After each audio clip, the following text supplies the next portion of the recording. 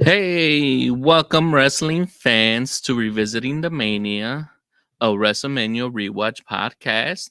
I'm Carlos, And I'm Maria. and today we are revisiting WrestleMania 20, the double X's. That's right. Maria is going to share her thoughts as a mark in training and give her thoughts and what she would recommend to those looking to start diving into wrestling fandom, just like she is. Well, Carlos and our guest today, Raymond from RPadtv TV and TheBeerPad are here to give their opinions and thoughts as longtime fans of sports entertainment. So thank you for joining us. And if we're ready, let's get into it. Let's go. All right. So, Raymond, do you have any recollection on what your highlights or what you remember of the event? Yeah. I mean, this was one of a few WrestleManias that I attended with THQ. So I was there live. I'm from New York, so going back to New York was a big deal for me. There was a little clique of us that I was playing tour guide for. So while the main people in the press trip were doing the touristy Times Square things, I was literally bringing people down to Chinatown. Uh-oh. And my old haunts. But yeah, being in the garden was awesome because that's they call it the world's most famous arena. Back then, before the decades of Knicks sucking, it was a pretty big deal for basketball, hockey, music concerts, and of course wrestling events. Yeah. So being back in the town I grew up in and being at WrestleMania was a big deal for me. It was always my childhood dream was not like HBK's, but I always wanted to attend WrestleMania as a kid, but it just seemed like so expensive and far off. But getting into the video game business, I got to go to quite a few of them, and this was one of my favorites. That's awesome. So, I do you feel have like any this is stats for also us? special because our first episode with Raymond, WrestleMania 1, our first revisit, was also at Madison Square Garden. That's right. And this marks 20 years in the making of WrestleMania.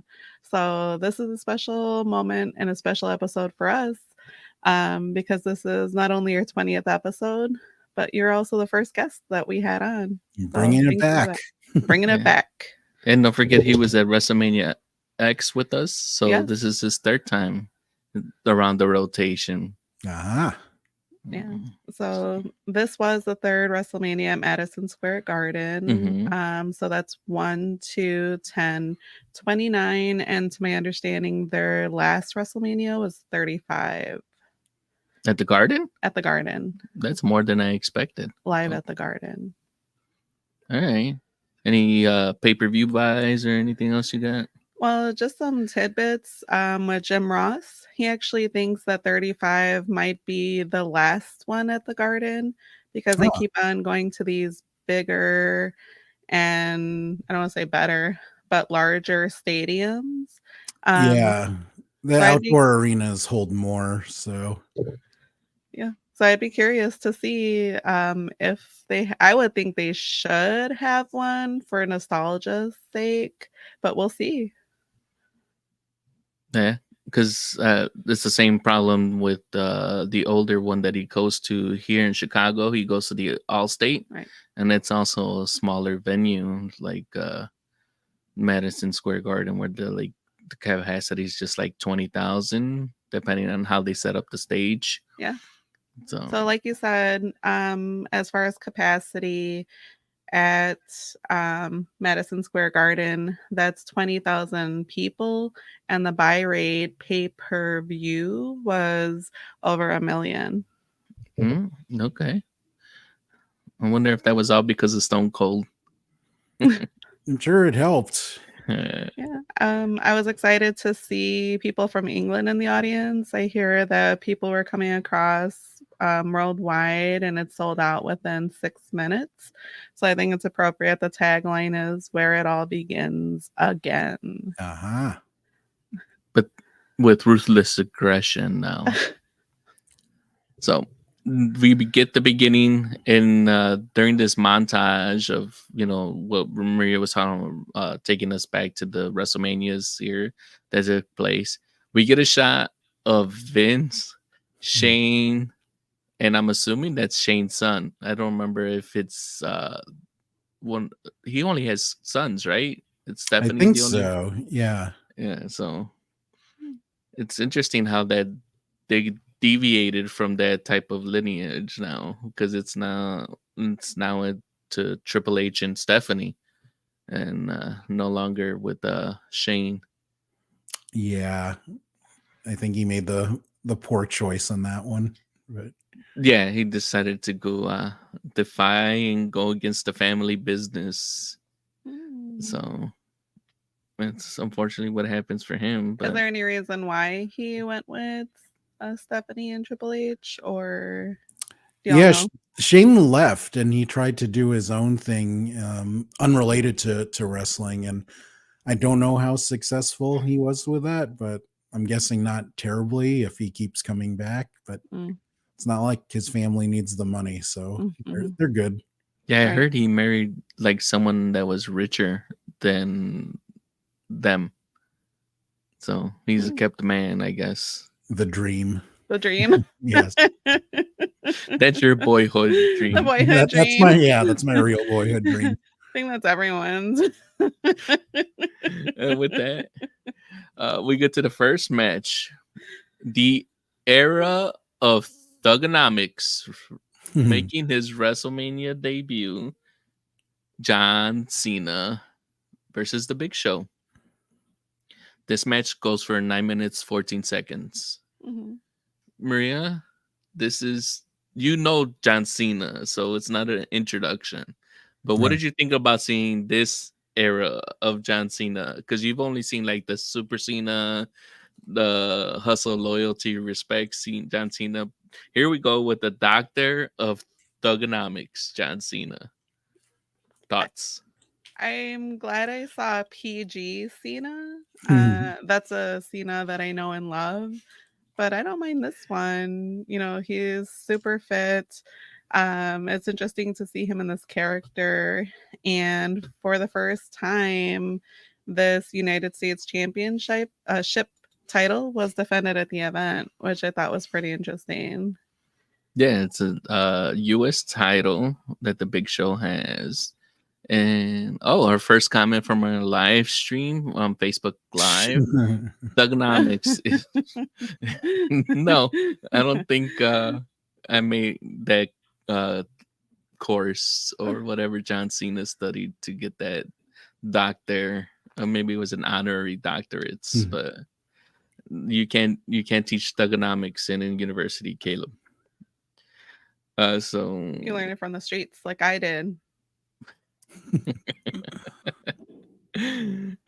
So what do we think? The Big Show getting a little, I guess this is stepping stone match for John Cena, and Big Show once again has to give someone the rub.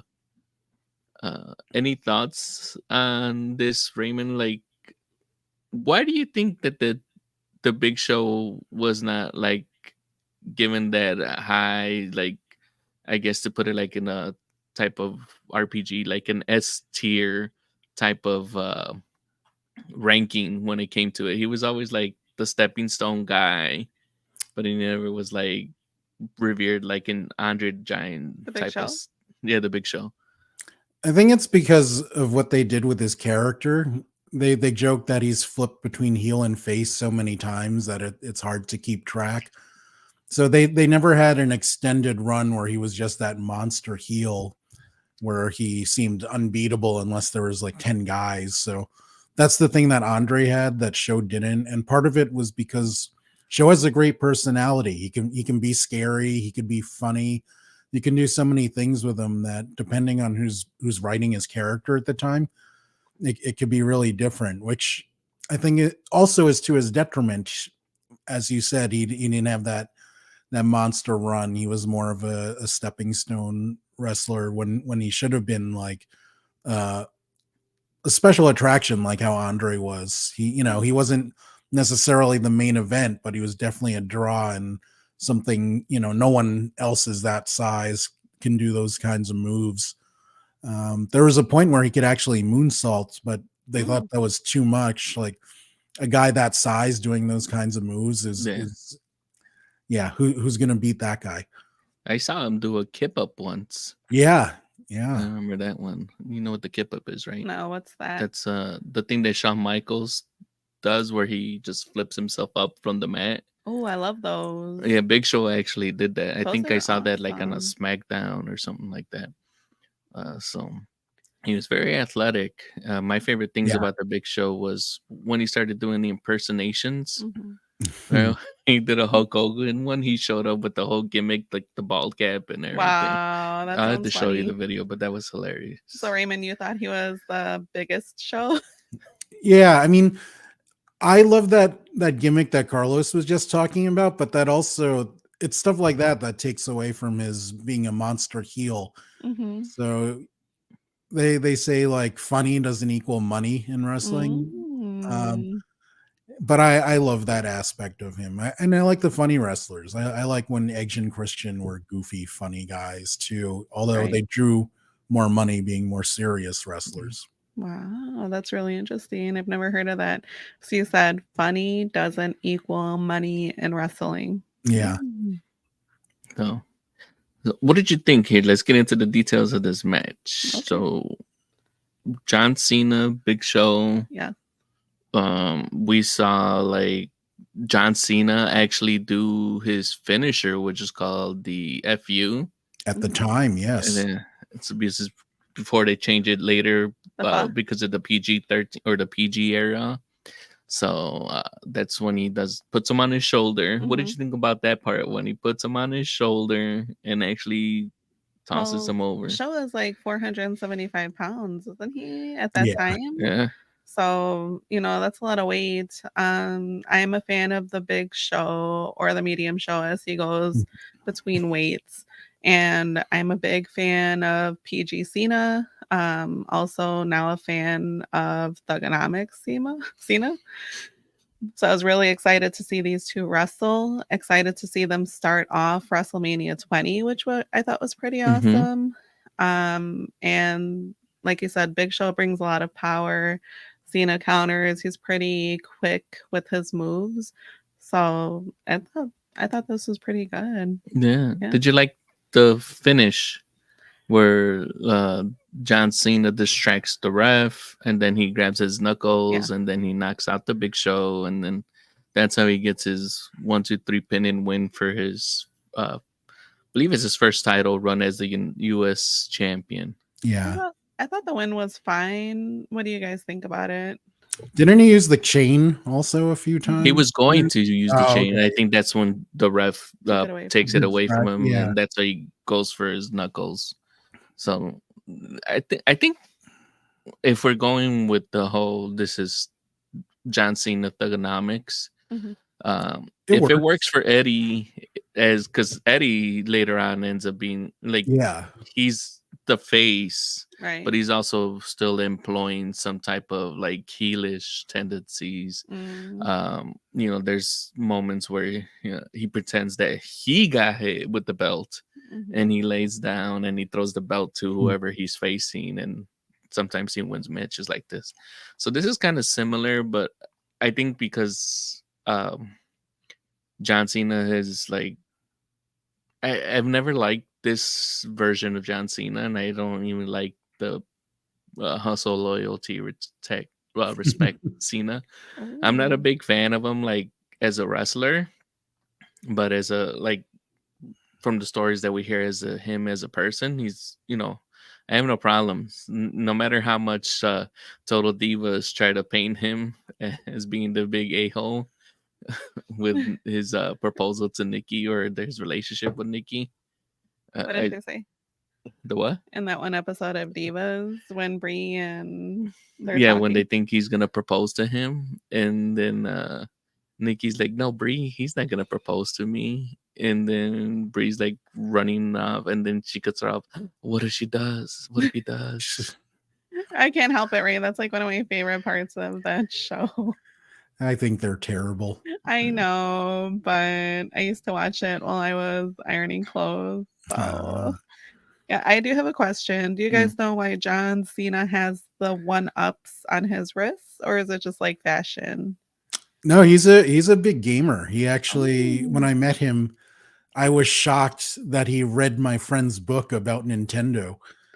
And I'm like, you read that shit? I was like, and he was like, this was when Cena was like really starting, just when he was starting to take off, but Right. you could tell he was going to be a big deal. Yeah. I'm like, you can't be reading these Nintendo books, man. Like this is too much. That's Um, awesome. it is Like cool. classically play piano as well Yes, and know a and variety of languages. yes. Go on. The book is called Power Up, I believe, by Chris Kohler. Wow. Go check that out. But yeah, see, I love this version of Cena because we get the Super Cena good guy for decades, but there's a little blip when he's still finding himself where you had Thugonomic Cena, and I like that they called it the FU and the STFU. I don't even remember. Did they just rename it to the STF when he became? They took away the U. Yeah, They well, I mean renamed that's what the move is called, but Yeah, but they just called it the STF when he starts doing that, and then the FU is now the attitude adjustment. So Mhm. that's the yeah, only thing they got renamed. the So the freestyling is interesting because he really does it. And the few times that I met him, we had him riff on just different. He'd call out topics about give me a topic, and he would freestyle, and it was pretty good. It wasn't. And I Was it think, always that beat? yeah, he didn't have a lot of range going into it, but it helps his train of thought. So Yeah, I believe. yeah. So recommendation for you, Maria? They recommend that our viewers or anyone else who's looking in to get into wrestling rewatch this match. do I recommend that you watch The Champ, the Doctor of Thugonomics, the Nation Leader? Mhm. Yes. Okay, I'm John Cena is so talented. You know who I'm rooting for in this match? I really enjoyed it. Raymond. Yeah, I think it's worth a watch. Don't expect to be blown away or anything, but they're two major stars. It's an interesting part of Cena's career before he becomes one of the biggest stars in the world. So it's a nice little trip down memory lane. All right.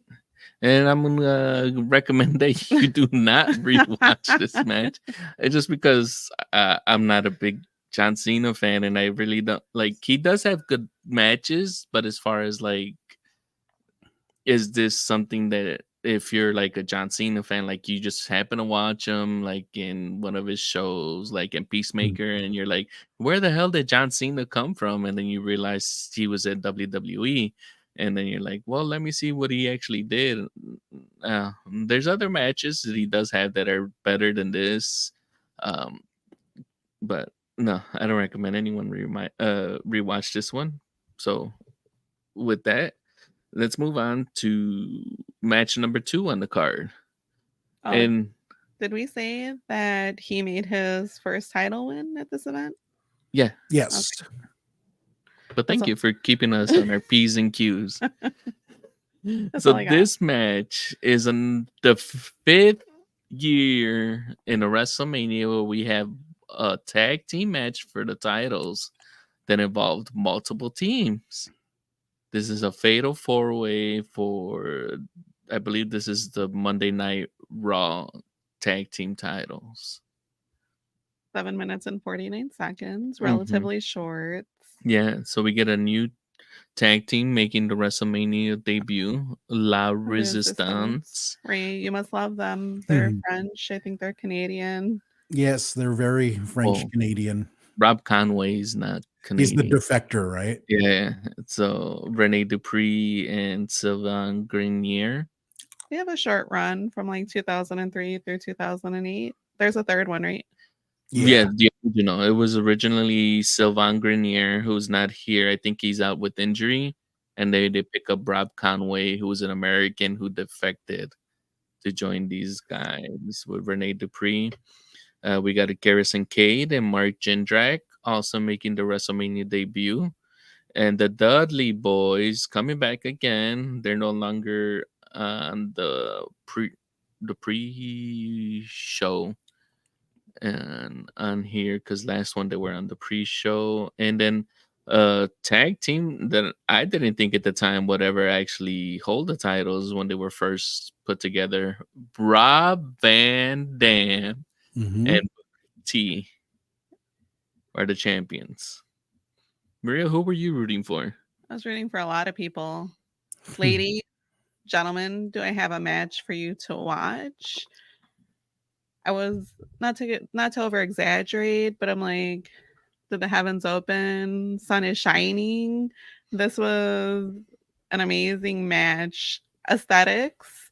Also the I don't know how to say technical wrestling, but the wrestling was great. Seeing Rob Van Dam move, awesome. Booker T getting hit by Diva, Mm-hmm. taking those hits. This was a good match for me. Ray, what do you think? I don't remember most of these guys. I forgot Garrison Cade existed. I forgot RVD and Booker T were a tag team at all. Yeah. Um, I don't know. These matches, I'm not a big fan of like fatal four ways where it's quite clearly getting as many people on the card so they can get a WrestleMania paycheck, which is Mm. they do that. They have a lot of battle royals for those kinds of purposes. So I get why it's there, and I'm happy they all got to participate in WrestleMania, but it's for me, this was forgettable, even though you do have some talent in there like RVD, Booker T, the Dudleys. But you also have people like, wow, I forgot Garrison Cade was a guy. So, Rest in peace, Garrison Cade. Aw, did he? Oh, now he's dead. Yeah. Now I feel worse. thanks a lot, Raymond. Yeah. I thought Jindrak was also on that list, but I had Googled it and he wasn't. I knew one of them for sure who had been passed. I think his real name was Lance. So we need to look at Oh, Lance. Lance Cade. Yeah. Yeah. He isn't that the same guy? Yeah, that's what I'm saying. Yeah. Here is Garrison, and I think he gets rebranded later on. Yeah, when he teams with Trevor Murdoch, right? Yeah. Yeah. So it's the same guy. Jindrak's another one that wasn't he supposed to be in Evolution, but he was too immature that they kicked him out. I didn't know that he was ever booked to be. Is that before they got Cody or Ted Jr.? It was they didn't like him with Orton because they were too like Triple H Goofy. thought they were too goofy and stupid together. Like, Yes. you know those toys Yeah. with the wheel where you pull the string and it spins and it stops on an animal and it goes like a cow Yeah. goes moo. Yeah, we had one for our The kid. C can say or a C, Yeah. something like that. So apparently Orton and Jindrak would always do that in the car rides, and Triple H thought they were idiots. So that's cute. if I remember correctly, they kicked out Jindrak. Is this coming from the guy who doesn't drink or party? Triple Oh, H. that's true. Yeah. Wow. Okay. You can see them on YouTube, but they actually have vignettes as Evolution where it's Flair, Orton, and Jindrak in there. I'll look them up. Yeah. So I think Batista eventually took that spot. Well, he has it here, so it had to be before this WrestleMania. So we'll have to look into the archives. If we find it, we'll go ahead and post a link in the description. And our companion watches for WrestleMania 20. Yeah. So we've been working through adding some, because if you can't get enough wrestling like us and are super curious about some interviews and watching some of the matches, you can look up our companion watches for this WrestleMania. Yeah. So was there anything that stuck up for you? Besides La Resistance and the aesthetic wonderfulns of them, you know, I enjoy a tag team match, and like Ray said, we have 4 tag teams for this match. They didn't do as much work as I would have liked. A few people, I forgot that they were still participating. But it's still, as a new Smark, a pretty good match for me and a match that I recommend you watch. Wait, did you say smart? Is that right? Yeah. Oh, Is that wrong? wow. Did not expect that one. Am I close? Yeah, smart Mark, smart. Yeah, so great Okay. job. I pay attention. Yeah. So do you recommend this match then? Yeah, I definitely recommend this match. Okay. Yeah. Raymond. Also a fan Oh, of the Dudley Boys, and I'm a fan of watching Booker T. So oh, you were also a fan of Bubba's cutoff shorts. yeah, I don't understand why those shorts were that short. I've never seen him in shorts like that. Maybe No. up to the knee. I've seen him in pants, but him wearing those shorts, I don't know. Did it affect his wrestling? Maybe it made him more aerodynamic. Maybe. Yeah. We'd have to maybe send an email to Bubba Ray's podcast and be like, hey, why were you wearing cutoff shorts at WrestleMania 20? That's a good one. Oh, Caleb says that there are other 4 ways he would recommend more. Wow. This is a PG-13 show, Caleb. Yeah. Stop advertising for your sister, Caleb. Don't say that, Raymond. That's rude. I did. It's on the internet now forever. Terrible. I Until don't we get approve pulled of down. that. So We don't talk about people's sisters. Sure, I do all the time, especially Raymond. Caleb's. You better not. Raymond, thoughts about this match? I think it's, for me, it's forgettable, but I get I'm happy everyone gets the paycheck. So yeah. And with that one too, I also have to agree. There's nothing in this match besides like the little like flashes that we get from RVD and Booker T. They're the reason they're the champions, and they're the reasons that they retain. La Resistance, I never liked them as a tag team. I don't know how they made it from 2004, 4 years as a tag team, and that's stable. I guess their only contribution is, I guess, Cody ended up taking their robes, because in this WrestleMania, that's very similar to the thing that Cody's actually wearing now as his American Nightmare gimmick. Also, no offense, but Rene Dupree reminds me of Homelander. So I was getting a little bit of that vibe in there. They still look awesome, though. I mean, watch it. Yeah. So Maria recommends it as a new mark in training, and Raymond and I recommend that you skip it as longtime fans. And with that, we'll go to match number 3. Christian versus Jericho versus this is a match that goes for 14 minutes and 44 seconds.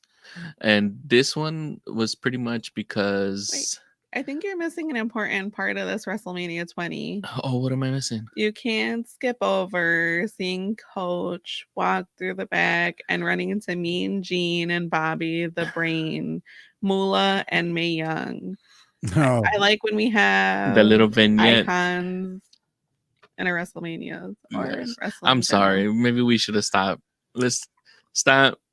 So in this vignette, Eric Bischoff calls Jonathan Coachman into his office, and we get a cameo by John Morrison is in the office, and Eric Bischoff is talking to Coach, and he wants him to go find the Undertaker so he could sign him to the Raw brand. Mm-hmm. So Coach walks off into the bowels of Madison Square Garden, and he gets a heads up that there's weird noises coming from Madison Square Garden, and they think he thinks it's the Undertaker, and we hear a lot of kissing and a lot of women noises and moans. And who appears first? Mean Gene Okerlund, and he's got lipstick all over his face. And the coach is like, "What are you doing here?" And he's like, "What do you mean? What am I doing here? I was and then Bobby the Brain also pops out with his pants unbuckled and his shirt disheveled, and along with his hair and lots of lipstick on him as well. and they tell Coach that they were in there playing poker. Yeah, it was silly, cute, but it was just nice to see them there. Ray, you were there live. Do you remember seeing any of this? Yeah, we had THQ had us in boxes, so we would Yeah. get the TV feed there as well. Mhm. But obviously that plays better for the TV crowd than the live Right. crowd. Most of us were just, refilling our drinks or grabbing food Oh, when these yeah. things were going on. Getting the merch. No, we didn't. I think it was too lazy to go from the box to the merch stand. What? Yeah. Okay. Wow. So Yeah. yeah. So it turns out that the Mean Gene and Bobby the Brain were in there smooching Hmm. with the fabulous Moolah and Mae Young. And then before the vignette ends, Bobby the Brain and Mean Gene are trying to get away, but they get pulled back into that closet or storage space that they came out Mhm. of and continue to go at it like a bunch of teenagers with raging hormones. Yeah, just a super cute moment, and was glad to see them for a little bit. So with that takes us to match 3. Yeah. The match that started over a loony That's right. bet. Christian, I think this is the Peeps era. No, Christian? Sounds good. I think you're right, though. Yeah.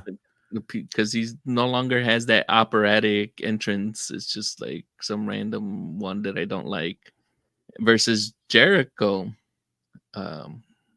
This match pretty much is happened because they made a bet, a Canadian dollar, which is referred to as a loonie, and who would be able to nail Diva first. In this particular bet involved Lita and Trish. So what did you think about this whole match? I mean, I don't know about the dramatic storyline. What do you think about the storyline, Ree? It's silly, and it's a very much Canadian thing because the three of them, they're all I all forget all Canadian. three of them. Yeah. And it's kind of weird that 19 years later, two of them are still working at a pretty high level. And Trish is rumored to be coming back this year too. So Wow. kind of neat in retrospect. But yeah, I was looking forward to this match, gimmick aside, which is silly just because these two guys can really work. And they're both two of the best ever. So what do you think about this match then? I liked it. I mean, I'll watch these guys work anytime, even now with fatter Jericho. Christian's still in pretty good shape. Oh yeah. He drinks less than Jericho does. No, he doesn't have that cruise that he goes out in. The Jericho cruise. The Jericho cruise. Really? Yeah. He goes out there with his band and performs. That sounds like fun. Oh yeah. It wasn't fun during coronavirus. He was still having those cruises. And a bunch of the wrestlers go, even the smaller ones. So a friend of mine went, and he said, when he would go to the gym in the mornings, he would see like Danhausen or something in the gym working out too. Did he have his makeup? No, he didn't. But that could have been anyone then. I'm like, are you sure that was Danhausen or just some skinny white guy lifting? Like, hey, that's Danhausen. But he saw the guns too, so they're pretty Billy Guns kids, Austin. Oh, I thought you meant like not them like guns. No. Danhausen does okay. not. Yeah, you saw the ass boys, as they're called. So I'm rooting for Jericho. Who are you rooting for? Either? I'm a big Christian guy. I always have been. I just think he's funny. I like his in-ring work. His sense of humor is a little. We had some outtakes that we had to cut because he got a little weird with it. But then he's like, "Yeah, let's not use that." I don't even know if you remember where there was a time where he's calling himself a sexy beast. Oh, I don't remember that. I thought that was Jericho. No, I think they both did it. But I was interviewing Christian once, and then he went into this like 2-minute thing about sexy bestiality. Then he's like, "Yeah, let's not use that. That's kind of got a little weird." Yeah. You're like, where are we going with this? So yeah, for me, I would have been cheering for Chris Jericho on this one. I was still Christian had like on his own. He was always my favorite between Edge and Christian, but here I was always more of a Jericho mark, so I would have been like cheering for that. But looking back at it, revisiting now, Mhm. I would definitely be cheering for Christian because he's just like he's doing great heel work in this Yeah. particular match. So, what did you think? What do you think? He is doing great heel work, but I'm rooting for Jericho. Mhm. I like when Jericho slaps Christian. Hmm. So, and then Jericho counters with a snaps mare. Mhm. I like the moves. I like to see them wrestle, Mhm. and I thought this was a solid match. But I can't say that this is a revisit for me. So, what do you guys think? Right. I will definitely watch this just because of the talent involved. You have 3 Hall of Famers here, and yeah, I'll watch Christian and Jericho work any day. I liked Trisha's little turn at the end too. I wasn't actually expecting that, so that was fun. Yeah, I think this is her first run as a heel, and, Hmm. it lasts for like a good year because the other, well, I guess maybe when she was paired up with Test and Albert, that might have been a little bit of a heel run, but it wasn't that much because I think everyone was still cheering for her because she was Yeah. the best part of TNA.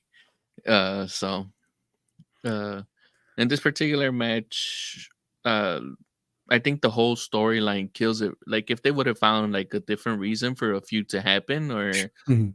to happen, I probably would have been able to enjoy it more. But as far as like storyline wise, working into this and I don't like it, and I can't recommend this match. The crowd loved it.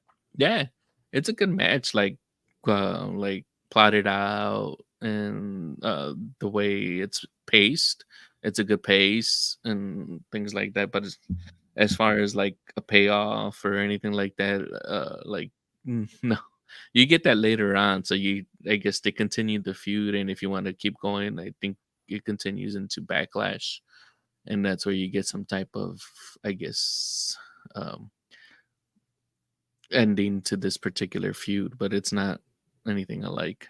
Mm. A match that was actually better for me than this one with Jericho was Jericho and Shawn Michaels WrestleMania 19. Yeah, So Is I thought, that Seattle? yeah. Yeah, that's a really good match, though. I Mhm. mean, that's exceptional. so And match to match, I would say that was my preference over this one. I guess maybe that's why I was a little let down.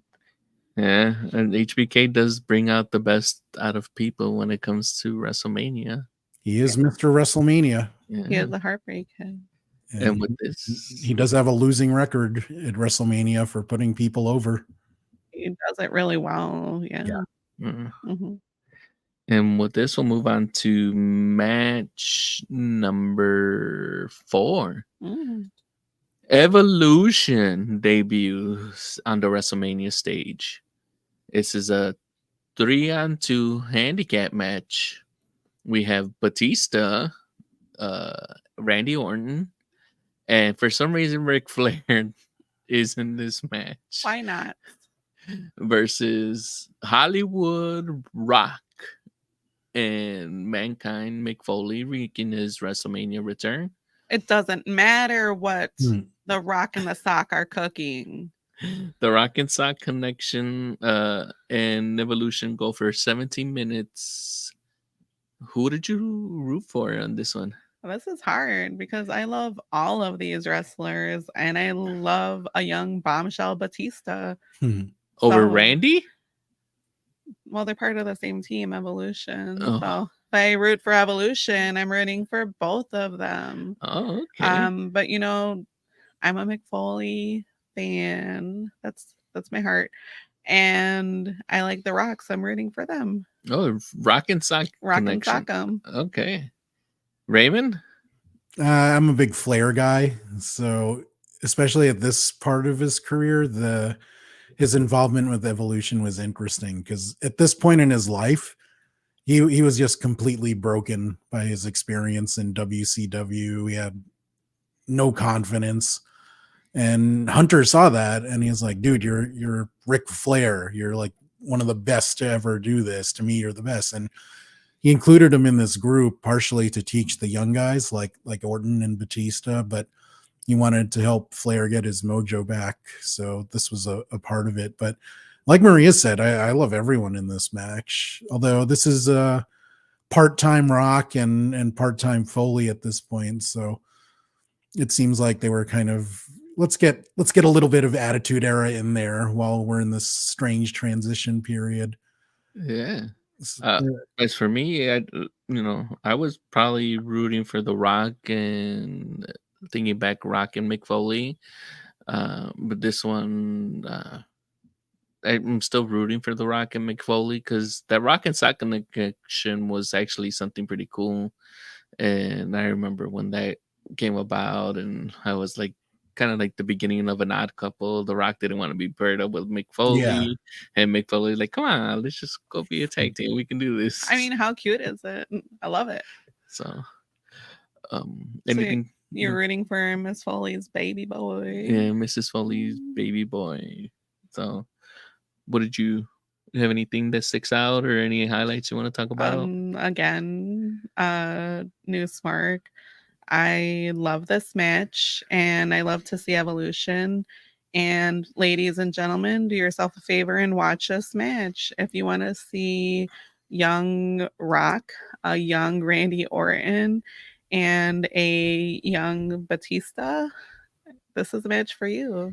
And he still had hair. Didn't Dave still have hair at this time? Yeah, he did. So I also recommend this match.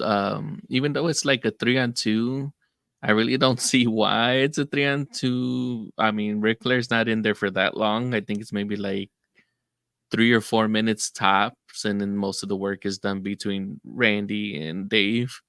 And that they're the new guys. They're building their reputation up and they're getting their match time in, and that's the reason why.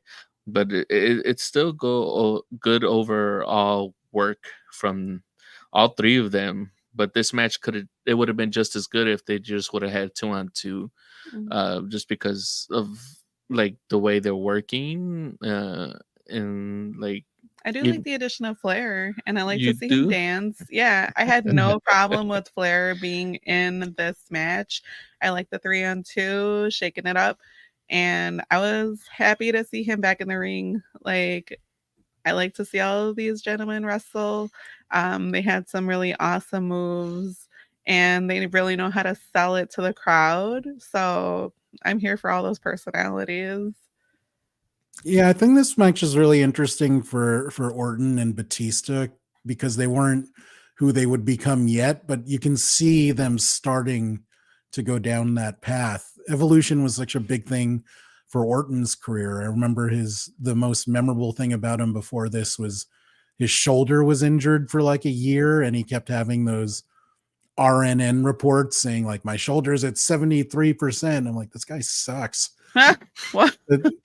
But when he starts with Evolution, you can see the path to greatness, and it's such a credit to Hunter and Flair for coaching these guys along.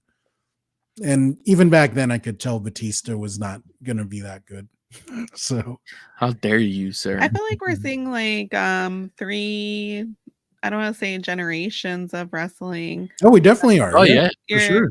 Like, Ric Flair, his era, Mick Foley, and then The Rock, Randy Orton, and Batista. Yeah.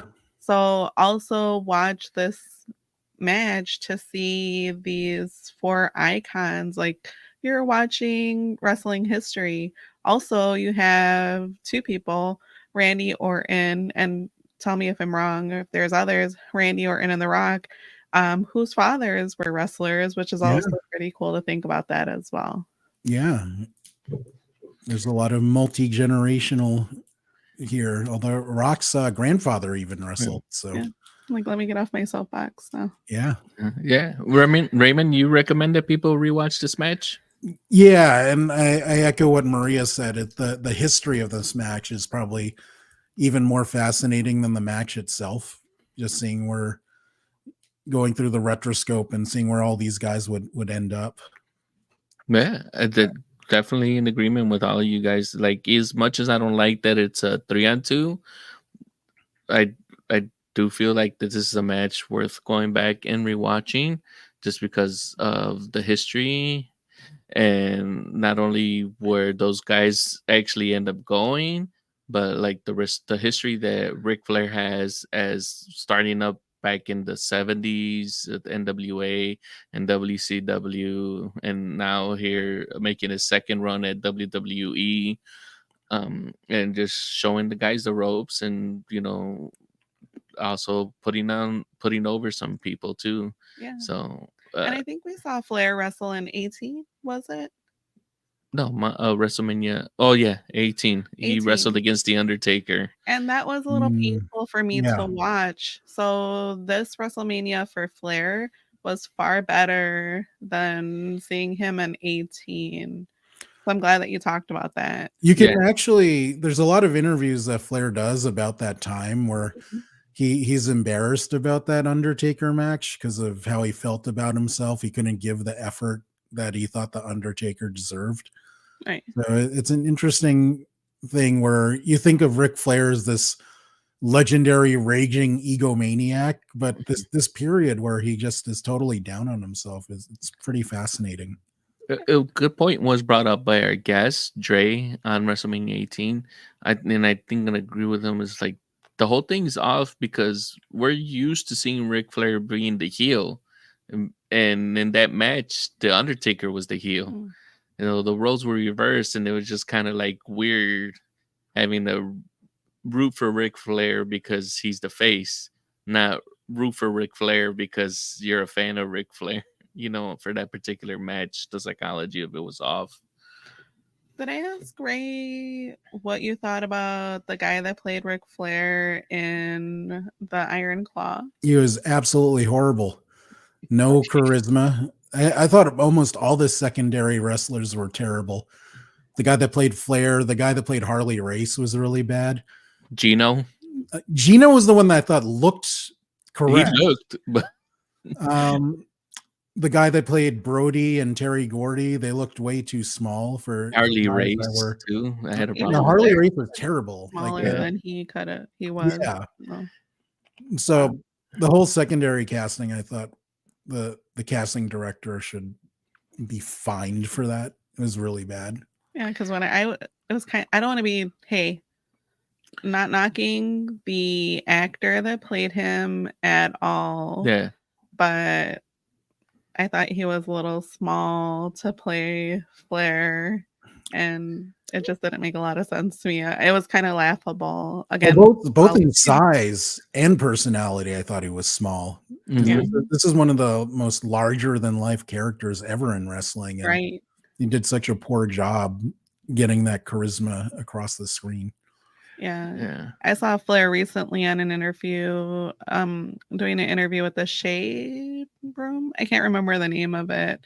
But he was just talking about how he talked about like his watch and his shoes and all his flair. So like you said, I thought that personality could have been like so much bigger. Oh yeah, I think you were watching that video when he did with Shannon Sharp. Yes. Shannon. And he's talking about he has a good interview with Shannon Sharp. I think it's really good. He talked about how he went shoe shopping with NFL players, right?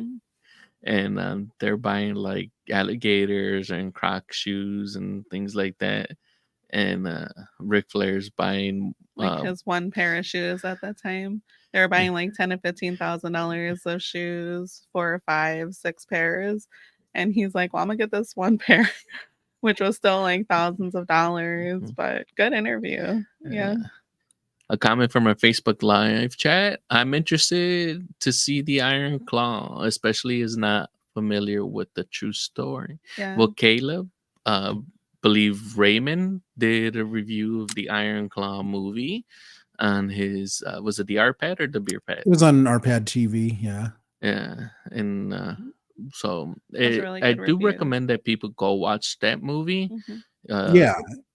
I mean, you might not have the same like negative things or little nitpicks that me and Raymond probably have since we're familiar with the Von Erich story. But overall, as a like I guess a cliff note version or an abridged version of that particular life's family, I think it's worth watch. It is, especially for those who have brothers and sisters. I'm an only child, but come from a really huge family with people with lots of brothers and sisters. I think it's really a good watch for an only child like me or somebody with brothers and sisters to see those dynamics, because just because you have the same parents doesn't mean you have the same experience, and would definitely recommend one that you watch RPad Raymond's review of it, but watch that movie. It's good. It is. I think you'll like it, Caleb. In many ways, it reminded me of Bohemian Rhapsody, where because I knew a lot about Queen, it's my favorite band ever. There were parts of the movie that were ruined. So, from your perspective, Caleb, the less you know, the more enjoyable I think it'll be for you. Hmm. Yeah. And then you Yeah. start looking into the details and you're like, Yeah, and it also made me want to go back and watch some of those matches that are brought up in there. So Yeah, I think because we're a little bit older than David's career was. Looking back at David's matches, you can really see how good he was, and he was the best in terms of working in psychology. He just had that stupid Prince Valiant haircut, though. It looked bad. and we But had, he was legit tall too. I think he was yeah, like 6'6" or something. he was the tallest of them, Yeah. right? Okay, yes, because so, the movie casting, not to nitpick more, but the most of the heights didn't actually match up very well with the actors that they cast, so it threw me off for a little bit. Or even their weights. I mean, Carrie was the most cut physically, Carrie's the but oldest one No, Carrie no, was the one that was played by the guy the from The bear. Bear. Yeah. on the bear. Yeah, a very good friend actually said that those two roles should have been flip flopped. And after I started watching the wrestling, I agree with her, because I'm like, Physically, yes. But yeah. I mean, Kevin's the main character because He's the only one that's still here. yeah, he's the boy who lived. He's like Harry Potter. So With that tangent that Yeah. we went into, we all recommend that you do watch this match of Evolution versus the Rock and Sock Connection. Don't forget Mr. Sacco. Uh, no one forgets Mr. Sacco. And with that, that leads us to the Playboy evening gown match between the two playmates, or between Sable and Tori Wilson, who are both Playboy playmates, versus Stacy Keebler and Jackie, last name Gata. Believe she was from one of those finalists from the Tough Enough That's right. ones. So remember how we had Taven or Maven, right? Maven, yes. Because there's a wrestler called Taven, and I was confused. okay. Those. So Maven is he was the winner, and then we had Jackie. Like they had like 4 finalists they brought up, and I think Nydia was another one that came up that won the women's one. Jackie and was the other guy Josh that ended up being the announcer and a referee, or Oh, that's right. Yeah. yeah. So that was, I think, from the first season of Tough Enough. So This match goes on for a whole 2 minutes and 33 seconds. Who are you rooting for? I plead the fifth. I was rooting for this match to be over. And Sable agreed with you, not only because she probably had no interest in this match, but I think it's because she had a implant that ruptured, so she really couldn't do that much work. Ah. And so that's partly one She of the was reasons. still tossing people around. Yeah, she though, could toss so people, go but on, she girl. couldn't take a bump or do any type of physical work have done on herself. So that's mainly the reason why they started in their lingerie, because I believe the rules of an evening gown match, and you can correct me if I'm wrong, Raymond, you're basically just supposed to rip the clothes off. Yeah. And that's when the match ends. So you're saying that this match was less about grappling and more about unraveling? This was a dark time in women's wrestling where It they were was. doing stupid things like this. Yeah. They have like mud wrestling and bullshit like that. You're right. Or I don't know. Was it AJ that generation really kicked things off? They give a lot of credit to the Bellas, but to me, it was more about AJ and Paige. Well, Yeah. you still had Eve Torres kind of still did some wrestling, kind of. Yeah, And Beth Phoenix did Beth. some. Yeah, I got to give Beth a So lot of credit. yeah. Go ahead. And at 2 minutes and 33 seconds, this was more cringeworthy than a botched suplex. Yeah, this This was was bad. Yeah. So I mean, like content wise, or like anything like that, like wrestling psychology wise, do not watch this match. If for some reason you have not been able to see Sable or Tori in lingerie, or haven't had access to the internet in the past 20 plus years to be able to Google that, please feel free to watch this match, or it's a different don't. time. But What yeah, year is this? 2004. Yeah, 2004. A lot happening in 2004. Yeah. So it's a skip it for me. Skip it Yeah. for you. Yep, it's an example of how not every match can be a classic. So Raymond, it's a skip it from you, I guess. yep. I had to erase it from history. Yeah. This is I bad. didn't even push the banner. There we go. Huh. This was supposed to be a cool down. or a but, warm up for yeah, some people. it warmed up somebody. Mm. And with this, we'll move on to the next match. It's another payday match. Yeah, the cruiserweight title match in the cruiserweight open. We have the champion who is Chavo Guerrero Jr., being accompanied by his father, Chavo Guerrero Sr., Eddie Guerrero's brother, in which we refer to as Chavo Classic. And versus Ultimo Dragon, Shannon Moore, Jamie Noble, Funaki. I didn't think he was still in there. I was surprised he was still working. Nunzio, Billy Kidman, Rey Mysterio, Tajiri, Jimmy Wang Yang in this also. but he's called Akio. Oh, that's right. Yeah. This match goes for 10 minutes and 27 seconds. Now we had the entrances all happen at once, Mhm. or not, but one after the other. They didn't come out normally. Like if you watch a Raw SmackDown now, if they have this type of match, once the other guy gets pinned or he gets disqualified or whatever the stipulation is, the other guy just starts coming down the ramp. But they just decided to just have them all come out, knock out all the entrances, and just have them stand around the ring like they're lumberjacks. So I didn't like that part of it. What did you think? This is a pass. A pass for Also, you? it's like- Really? Is it a pass for you too?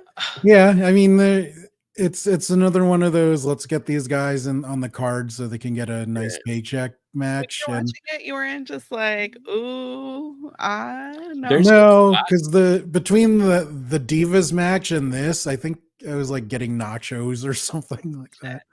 This was a good break match.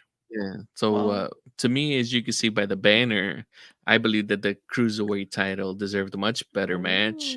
This one, you get 9 pinfalls Mm. in the span of 10 minutes.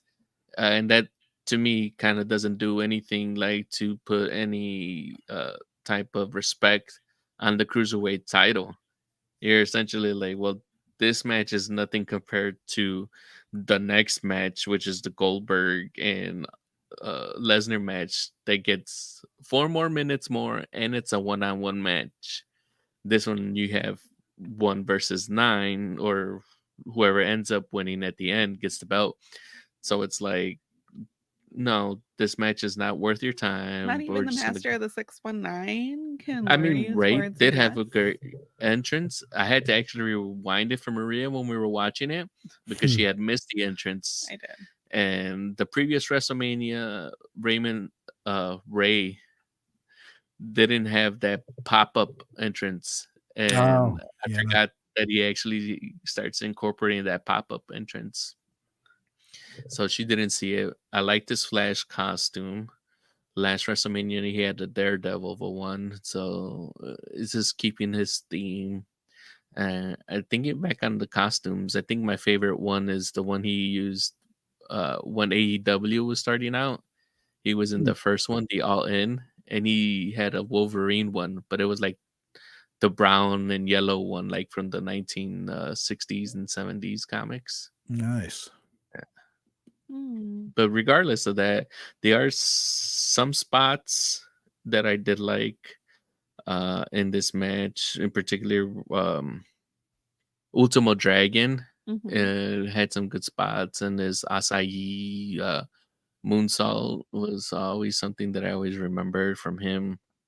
Um, Rey Mysterio. I think this is a good match for him. He does have the flashes and brings in the pop. Billy Kidman. This is not the era or the version of Billy Kidman. If anyone wants to watch back and like see what the big deal with Billy Kidman was, you'd have to pretty much go back to his WCW run because I remember this version of Billy Kidman, and I think he's just like not not in it anymore. Like I don't know if the injuries are catching up to him or he just doesn't want to do it. But he's better younger when he's wearing is it like undershirt, like a white undershirt, and his Yeah. jeans is ring attire, right? So and now I was like, oh, I remember I hated this ring gear that he has, these bright white boxer tights or whatever they are. So yeah, I don't recommend that you watch this match, unfortunately. What about you, Maria? I enjoyed watching it. I like lucha style wrestling. I like quick moves. Also that in a WrestleMania we have Chavo Guerrero, Chavo Classic, Akio, Funaki, Nunzio, Rey Mysterio. So Tajiri, Ultimo Dragon. Um, I think it's good to see him out there. Like Ray says, it's a payday, but I enjoy all that quick action, the high flying lucha style wrestling. So this is a revisit for me. Okay.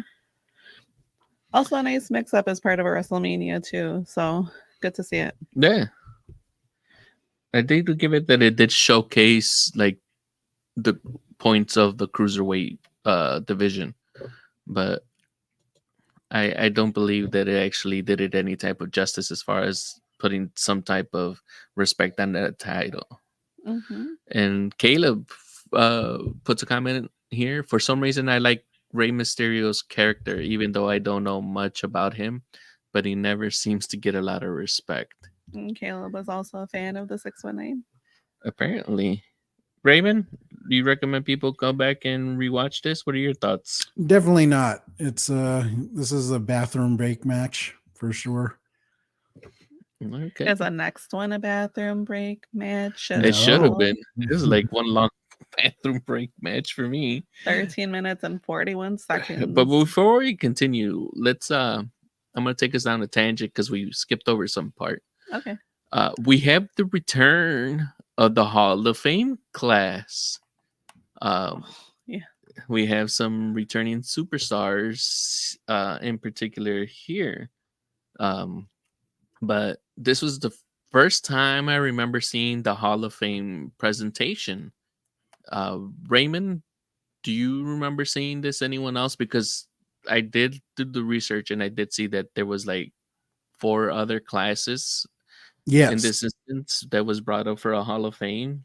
But what when you see when you watched? Do you remember the other 3 or 4 iterations of the classes of the WWE Hall of Fame? So the previous WrestleManias, I think they had it, but we weren't invited to it. This was the first Hall of Fame ceremony I got to go to.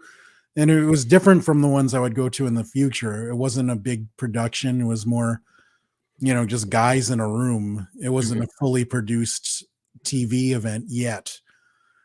Some of the speeches were really long-winded and boring, so that's what stood out for me for this. I'm like, dude, shut up! Like, no, I'm like, you're a legend, but nobody cares right now. Like, because they would have these like really long, written out, dull speeches, and because it wasn't a made-for-TV event yet, so they would just let them go, and they would lose the crowd.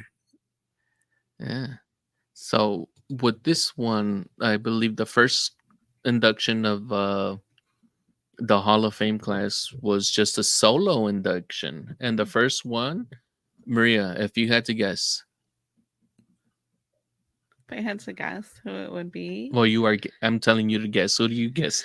is it a wrestler? It's a or- wrestler. Raymond's raising his hand, or this is a Maria only question, Raymond. Yeah. Oh, would it be Hulk? No. Oh, Andre the Giant. Oh my God, she guessed it. It was Andre. Andre was inducted, I believe, a couple of months after he passed away Wow. in 1993. Well, in this one we had the opportunity to see, was it JYD's daughter? Yeah, we saw JYD daughter because Junkyard Dog unfortunately was no longer with us. Another wrestler that no longer was with us at the time of this induction was Big John Studd. So we saw other wrestlers. Mean Gino was inducted.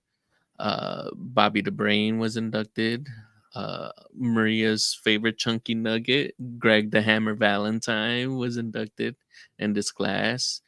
Jesse the Body Ventura. Tito.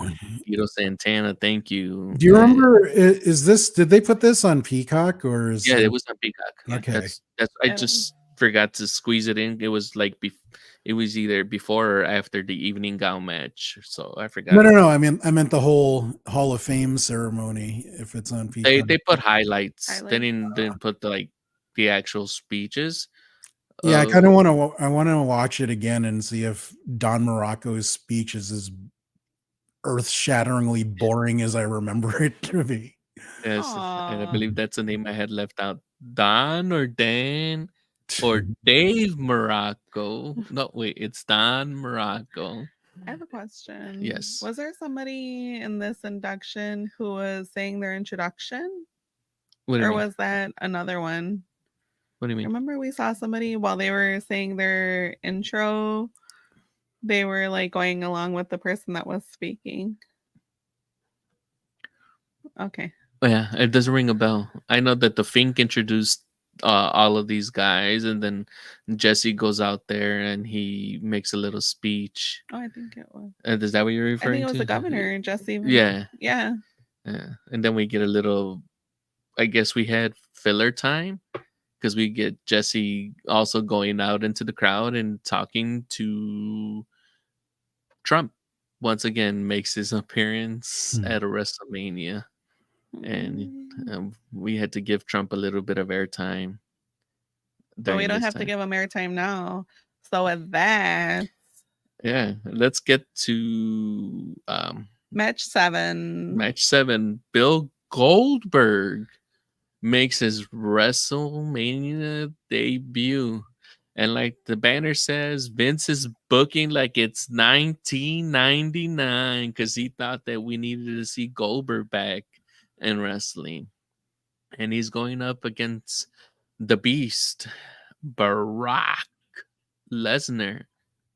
And in case that wasn't enough to excite wrestling fans to go out and buy this pay-per-view or get the tickets for the event, they threw in Stone Cold back as a special guest referee. Are you mad at it?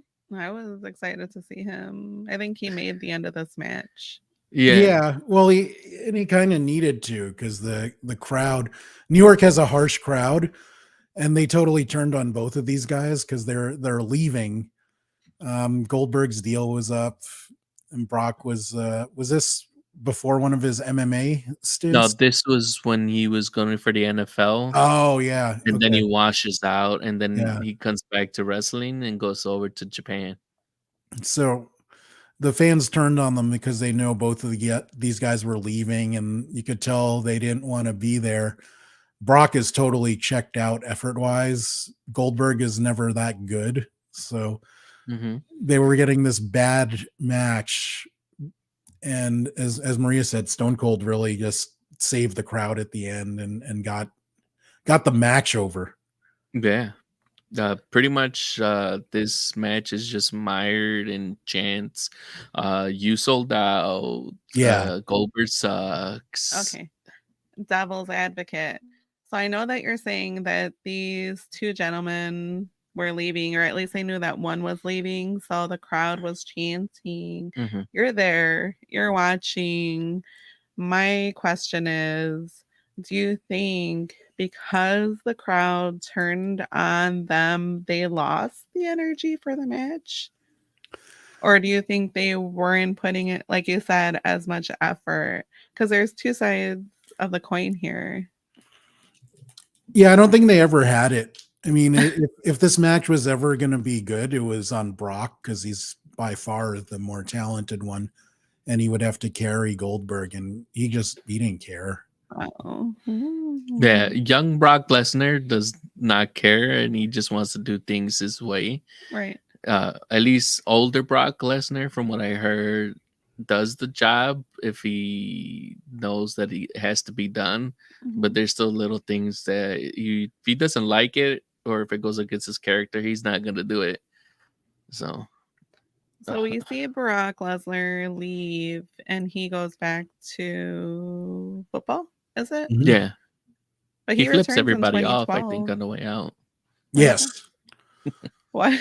He flips the crowd off on the way out. So He gave them an FU. yeah, it wasn't even him. But yeah, so this match, just skip it. If you want to watch anything involving this match, tune in at the 13-minute and 43-second mark into this match, and because that's when Stone Cold just goes off and starts stunning everybody.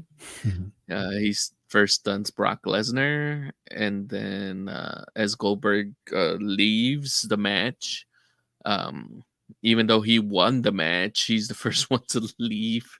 He decides to come back after Stone Cold is celebrating, drinking his Steve Weisers, and Goldberg comes back to celebrate him, and he gets a stunner because, as Stone Cold says, "Don't trust anyone," and he celebrates with more Steve Weisers over Goldberg's body. As one should.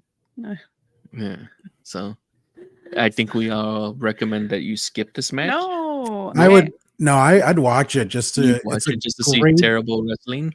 It's a great example of how a crowd can take over a match. Okay, didn't expect that one. Maria, you also are saying that people should rewatch this match? Yeah, because there's a few different things that are important that are going on. Okay. Okay, so I also like that 295 pounds of Brock Lesnar hopped onto the ring apron. That was pretty awesome. I tried doing that. I probably go halfway and then take a tumble. Also, like you said, we hear the crowd chanting and they're pissed, and you just really see like a crowd turn a little ugly. Yeah. But I'm like, he needs to get paid. So me just kind of like getting into this, I understand like why he's making the decision as to why he needs to leave, and I'm fine with that.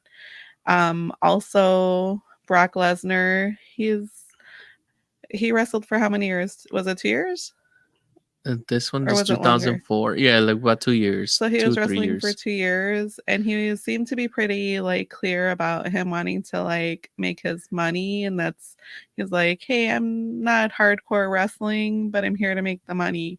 And he eventually makes a return in 2012 at a Raw against John Cena. Mm-hmm. So I would say watch it. Also, Stone Cold at the end saves this match. And if it wasn't for like those last moves that he pulled, which I thought were pretty awesome, this match would have been a pass for me. So I say revisit. Okay, two revisits from Raymond and Maria. Different reasons. Raymond says, "Here's a match for you guys to watch to see what not to do during the match. Do not let the crowd take over. Do not let the crowd Hmm. dictate what you're going to be presenting in the ring." And Maria says, "Watch because you get to see Brock Lesnar bring it in a couple of moments, and you get to see Stone Cold stun everybody at the end." You get a stunner. You get a stunner. And with that, we get to our next match. This is another fatal four-way match for the SmackDown Tag Team titles. I'm so curious to see what you think about this, Ray, because I know you have opinions about Rikishi wrestling like later on with WWE. So what did you think about this match?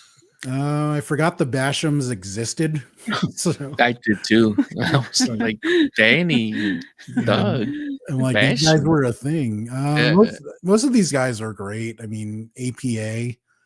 I'm a big Shelton Benjamin fan, as yeah, both as a wrestler and a person. He's a total video game nerd. yeah. Charlie Haas, rest in peace. Who else was it? Oh, Farouk. Scotty Too Hottie, who is now, isn't he working for AEW now? Is he? Yeah, I think He's a producer or something? he's a producer, but they had him wrestle. I didn't see that. I must have missed that. But But yeah, I but mean, this is another one of those payday matches. Get all these guys in. Well, do you remember the time on this one? I don't remember 6 it being. minutes. Yeah, it's pretty short for a Yeah, for four-way. a tag team, and I think that's what I was like. It starts something went long, and then after this something went short because that's when we get the filler interview with Donald Trump. So, uh, What did you think about Scotty Too Hottie's worm? That sounds weird, but you know what I mean. Yeah, it's his thing that he gets over. So good for him. yeah, but I think at the end the appeal is gone with it when it comes to this tag team. Was it too cool?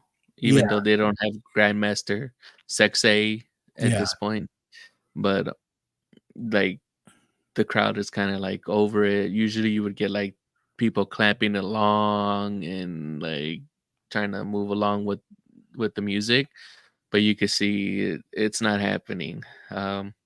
Charlie Haas and Shelton Benjamin, the world's greatest tag team, were the champions in the previous Mania, but they do not have the belts. Bradshaw and Farouk, APA. This tag team stayed a little bit longer than I expected. I think it was like WrestleMania 17 where Farouk was in another, or APA was in another tag team match that I actually recommended because even though like the tag team overall was not as good. Mhm. Uh, JBL Bradshaw was like the little bit of the highlight there, and I actually was thinking like that's when they see what he has and they start pushing him as a single competitor. But he becomes JBL like a few months after this match. So it's a little bit long in the making for him, but you could see why Bradshaw and Farouk didn't win. And like Raymond said, the Bashams. So is this a Like pass for you? this match is yeah. a pass for me. This match is a pass for me too. Even though someone got a stink face. Yeah, the stink face, the very popular stink face. What I did see recently was Rikishi in a cage match, and he goes from the middle of the cage, Yeah, and all 495 pounds of him hits Christian or Edge? it has to be Christian. I could see Christian taking that one, not Edge. Depending too on the actual time. I think that's an elimination elimination chamber match. So that was pretty. That's like, I guess now my second favorite cage match that I've watched. So that seeing him in that's pretty awesome. Watch that. But as far as this match, it's a pass for me. Hmm. Raymond, this is you're 100% all in this match, or Nope. This is a very skippable match. Yeah, I just didn't like that Rikishi was still like bundled with him because, like in WrestleMania 9, I like recommended that tag team match that he was the Wild Samoans. Hmm. Oh no, it's not Wild Samoans. What was it? They have Samoan SWAT team. What else did they have? I forgot what their different names. Yeah, but he did a real good match, work in that match. So, and I like the APA. I'm a fan of tag teams, but this match wasn't it for me. mhm. Let's give a shout out to Afa, who's in the hospital with pneumonia. Is he? Mm, Yeah. Okay. Afa. Our prayers and thoughts of a quick and speedy and full recovery for Afa. So with that one, we'll move on to the next match, which is for a woman's title. Victoria making her return to the WrestleMania stage as a champion versus Molly Holly. And this match is not only for a title, but it's a title versus hair match where if Molly wins, she wins the women's title. But if Molly loses, she loses her hair.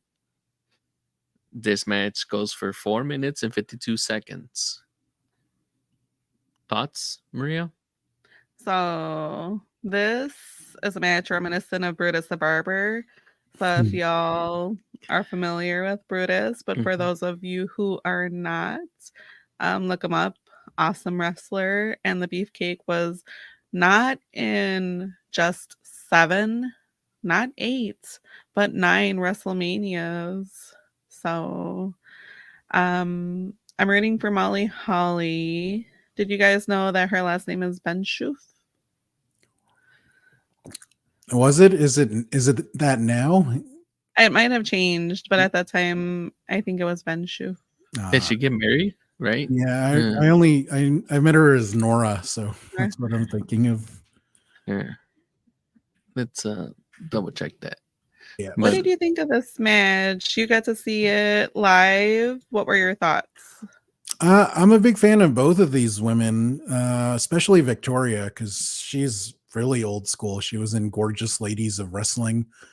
I interviewed her, I think, at this WrestleMania, and she was very sweet to me.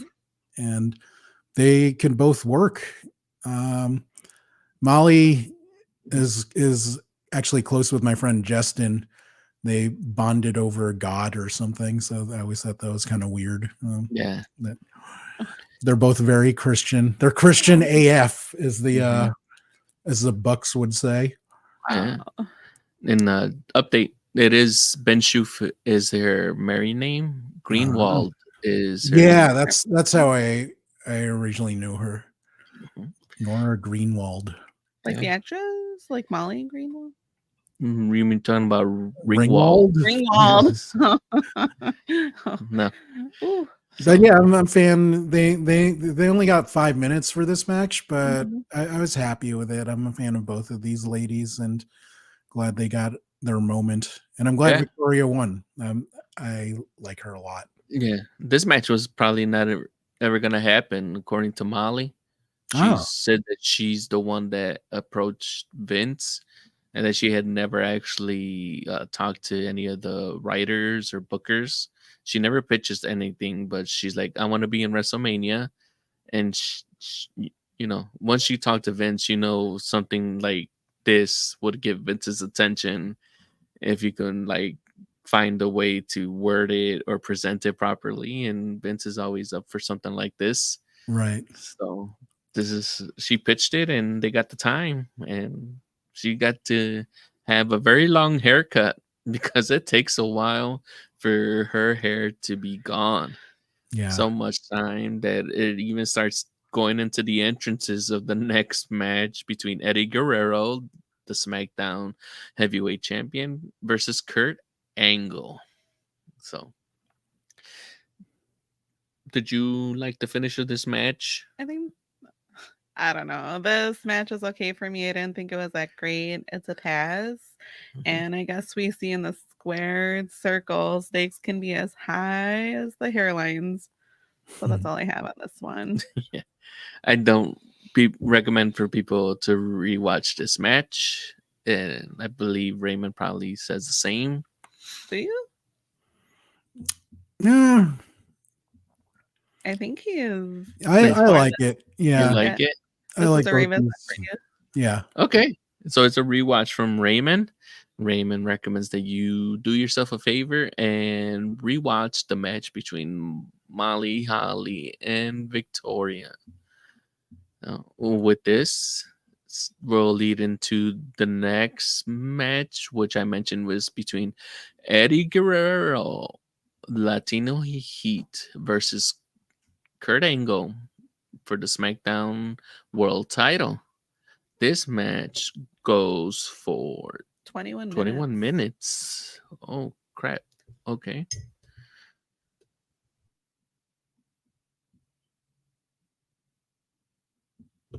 No. So we're back. Sorry. With that one, Maria, Eddie Guerrero, Kurt Angle, two of your favorite wrestlers. I can and I will tell you to revisit this match. It was excellent. Okay. But who were you rooting for? I was rooting for a cute angle, but I like Okay. to see Guerrero wrestle, so it was a toss up on this one. Okay. And that's probably why I think when we were watching it, you were telling me that you had an issue with the ending. Raymond, oh, what did you think? Yeah, I mean these are two of the best ever. I've been a fan of Eddie since I think ECW was the first time I saw him before he got into WCW, and Okay. Angle's tremendous. And I like this period where, Eddie was doing a lot of the cheating. You mentioned the chair gimmick earlier. He does the boot here. Hmm. I just think it's funny and creative, and it really connected with the crowd. So while I wanted a more serious match between these two, because they can both just flat out go, Mhm. I like that they had a bit of the boot shenanigans at the end. Okay. Yeah, I also agree with this particular match. It's with like Maria. I recommend that people rewatch this match. You get the beginning, like the first 3-4 minutes. You get some good mat wrestling, Yeah. some chain wrestling, uh, in there too, and then eventually it starts getting serious, Mhm. where Kurt Angle starts working on particular uh, ribs area and the back area of Eddie Guerrero.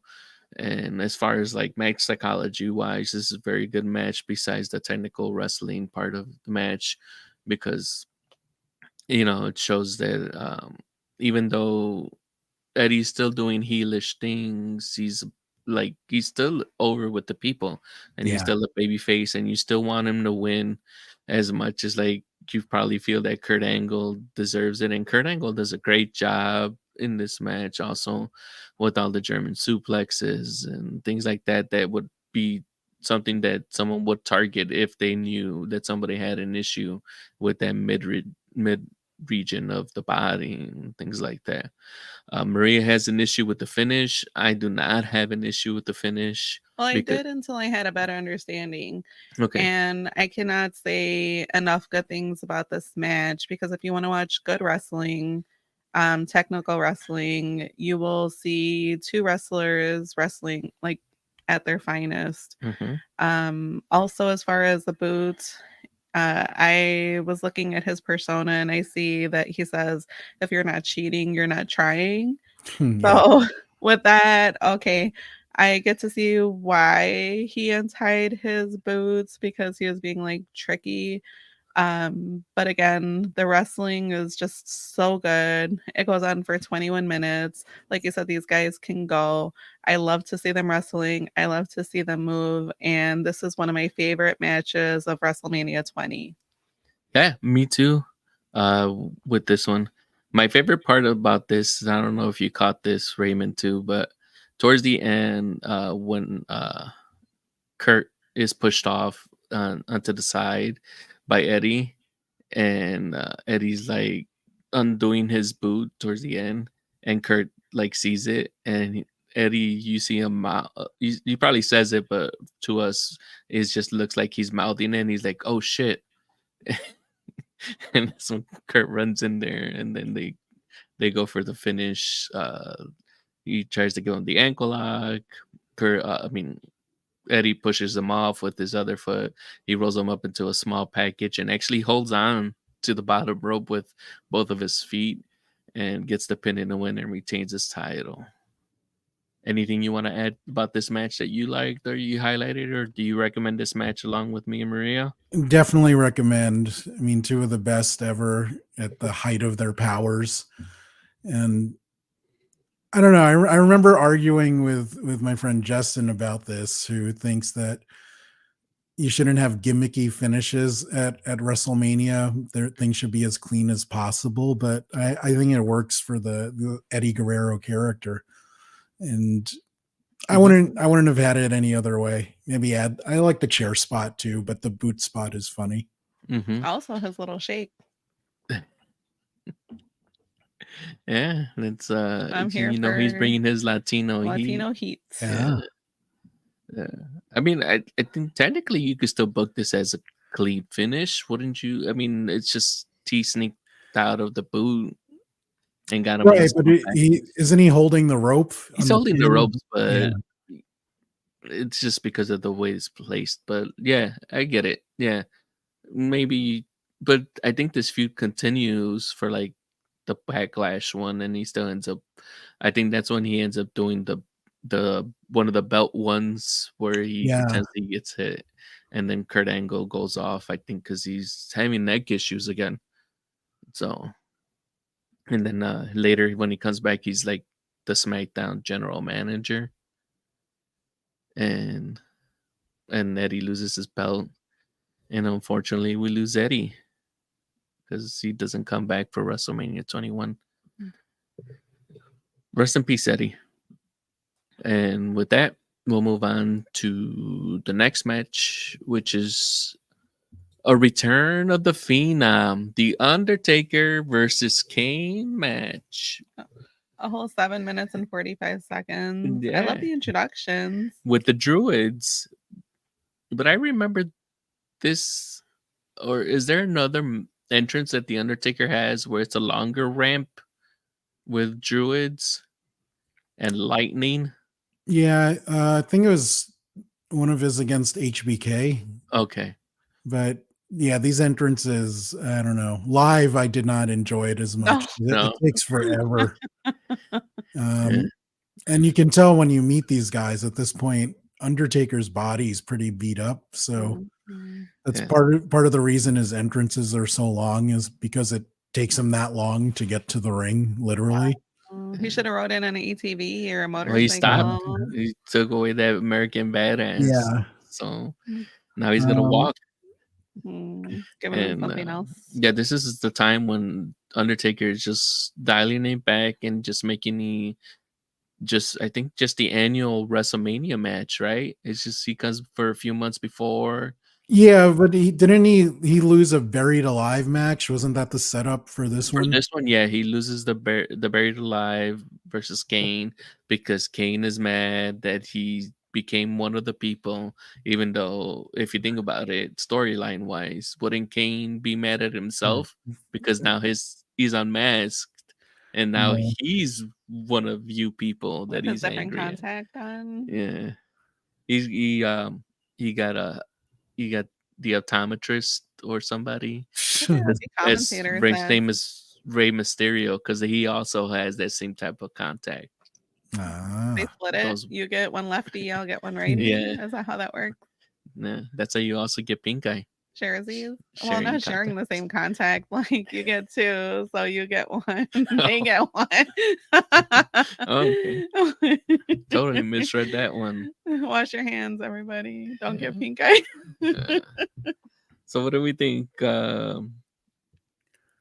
with this match? Is this? I still, Raymond, maybe you could fill me in on anything, but I've still yet to see an Undertaker match at WrestleMania that I recommend people revisit. Dun, dun, dun, dun. Really? The ones with Sean and Hunter? They're not there yet. Yeah. The other ones with Sean happened in a Hell in a Cell, and there is one with Hunter, but this isn't the one that that comes later on. In particular, I think the one that he had when WrestleMania 17 wasn't really that noticeable, but I know that they have one later on. I think before he faces Sean and like after he faces Sean too. So People are happy to see the Undertaker back, like that character. yeah, nobody liked Biker Taker. Few people did. Y'all are out there. I didn't, but Yeah, I see it in the comments. Sorry. So Ray, what do you think about this match? It's very skippable. I mean, I like both these guys. I love Paul Bearer also. Mhm. It's funny that I was kind of hoping to see Undertaker in. We were talking about Iron Claw earlier. Right. That was actually the first time I saw Undertaker. you mean Mark? No, not even yet. He was Texas Red in WCCW. What? And he was managed by Percy Pringle III, who had become Paul Bearer. So it's kind of neat seeing those guys, and I forget what year they were working there, but it was before I started watching. So I only saw it from old clips. I'm looking. Yeah. Oh wow. Yeah. What? Yeah. Texas Red. Yeah. I cannot wait to look up some of his matches because he looks awesome. If it's world class, it should probably be on Peacock. I think they have Was there a library on there? I didn't yeah, know. I think they have a limited. I kind of wish he would have stuck with that wild man persona. I'm here for this Texas Red. Well, if you look in that era of world class, there's a lot of guys that for me anyway, it was the first time I saw them was like Ultimate Warrior was the Dingo Warrior. Yeah, over there.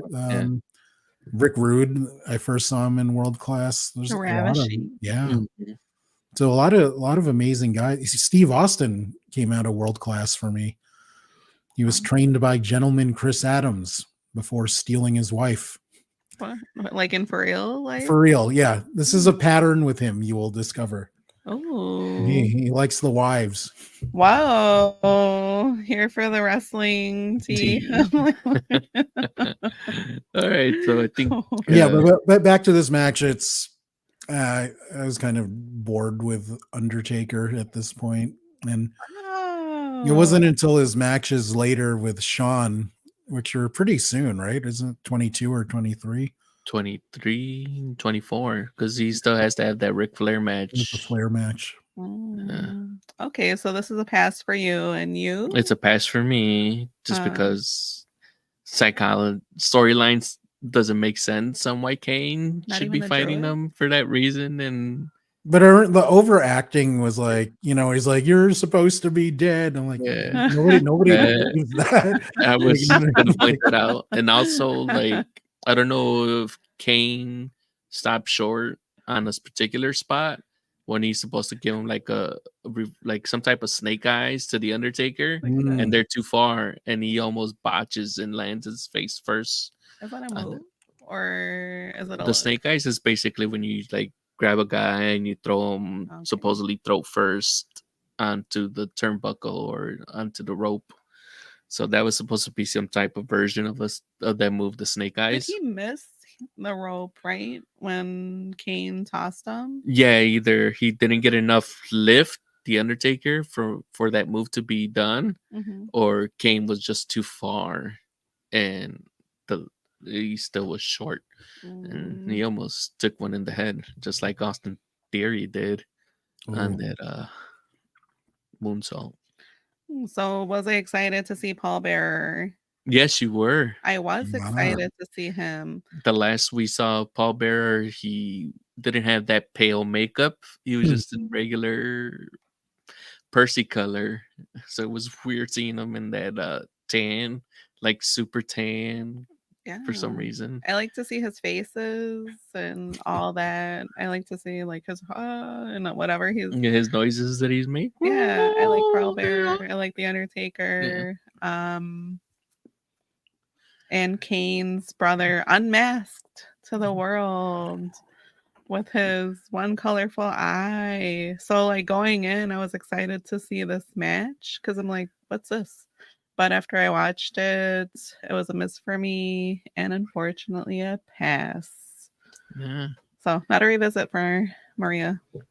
And he lost that mess because of that movie that he did, right? This is when they Oh, is started. that the See No Evil Yeah. movie? I totally What? forgot about Vince- that. For the scary movie? Yeah, Thriller, because Vince doesn't do too much of a stuff in movies, but he's starting to get into making movies in collaboration, I think, with New Line or somebody, and they pushed to make a horror movie with Kane as the main antagonist, and it's called See No Evil. Wow, can't wait to watch that. We saw that Roddy Piper movie. Oh, They Live? Yeah, They live. Yeah. They live. It's good. Yeah, no, Relevant today in John Carpenter 2024. classic. I'm wondering why John Carpenter or somebody hasn't tried to make a sequel out of it. Hmm. It'd be very like good time to do it, especially. But I digress because we're gonna get to the main event of this WrestleMania, the first ever triple threat match main event for a title in WrestleMania history. This is for the Raw brand championship that's being held by TripleH versus the Royal Rumble winner, who was slot number 1, Chris Benoit, and versus Shawn Michaels, who entered in a very Yeah, this questionable legal way. is one of my favorite match setups ever because of how stupid it is. But the match was supposed to be Benoit challenging Hunter for the belts, but Mhm. HBK and Hunter have their long feud going. So during the contract signing, HBK super kicks Benoit and signs the contract himself, which somehow gets him into the match legally and becomes a triple threat. I'm like, I love the logic here. Like, I remember thinking the next time Ken Griffey Jr. signs a contract, I'm going to sign it first. So, and therefore, the money is mine. I've seen it in wrestling, so it applies. But yeah, I love the logic of this match. It's so stupid, but it's a great match. These guys are all awesome. HBK is Yeah. probably my favorite ever. Yeah. It's hard to look at Benoit without all that stuff, That's true. Yeah, But- looking back at it, like I was like, oh man, like you hear the audience is here for Benoit. They're loving Benoit. They want him to go over, yeah, and it's tough. It's a tragic story. It is, right? yeah, But we also hear his son talking about having him in the Wrestling Hall of Fame. And they talk about his injuries that he had. What do they right. call it? CTE. Yeah. Yeah, So, we're not here to discuss what it was or what it is. Right. But like you said, during this period of time, he was one of the best wrestlers, and I consider him along those lines of like a Kurt Angle, Right. or like Chavo, Eddie Eddie. Guerrero. Yeah. So, Yeah. The thing with Eddie, especially for hardcore fans at this time, those were the guys that the hardcore fans loved because they weren't treated fairly in WCW. The path for them, nobody ever envisioned them being WWE champions because they were smaller guys. They weren't cut from that Vince McMahon, Hulk Hogan mold. So when this card happened, it was a big deal for hardcore fans because you're like, hey, they're putting over our guys, the guys we want. Is Vince actually listening to us for once and giving us the winners that we want? Mhm. So seeing that's why, as much as I love HBK, him interjecting himself into the match leading up to it, I was like, yeah, does he really need to be there? Yes. Um, He needs to be everywhere. I mean, Mr. WrestleMania. he should always have a match, but Yeah. did he need to be in the championship match? Does it? Because I remember feeling at the time like this is taking away from Benoit because Mhm. Benoit deserves to have His own one-on-one. yeah. Yeah. No, I agree.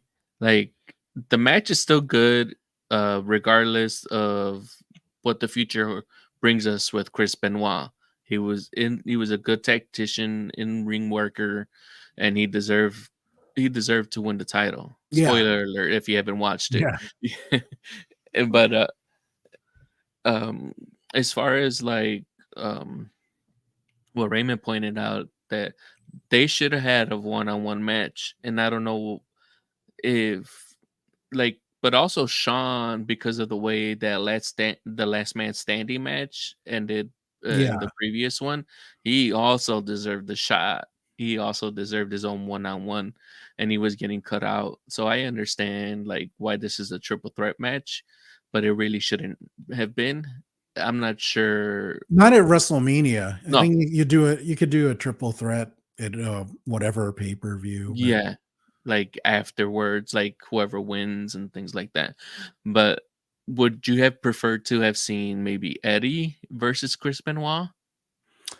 no, because I liked them, and we'll see this at the end, which is one of my favorite Yeah. moments in wrestling ever. But those two guys having both belts, like it felt right. Like, and it's really sad in retrospect, but I remember feeling like this is what's good about wrestling. These are like the guys that should be up there, not the people that Vince manufactures. But these guys earned it. They're so talented. They worked hard, and I'm so happy they're in the spot. So having both of them as champions was great. Yeah. And there's a lot of great spots in this match. We actually get some blood, and I'm not sure if it was incidental because I can't see when Sean would actually like blade himself Hmm. for that to happen. But like we also don't see, because the camera angle is not as good, where he actually lands on that catapult when he goes towards the ring post.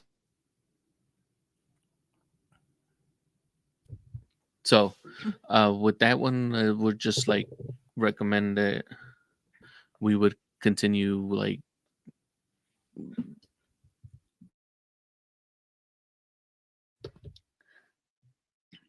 with this I'm sorry. particular match. Sorry about that.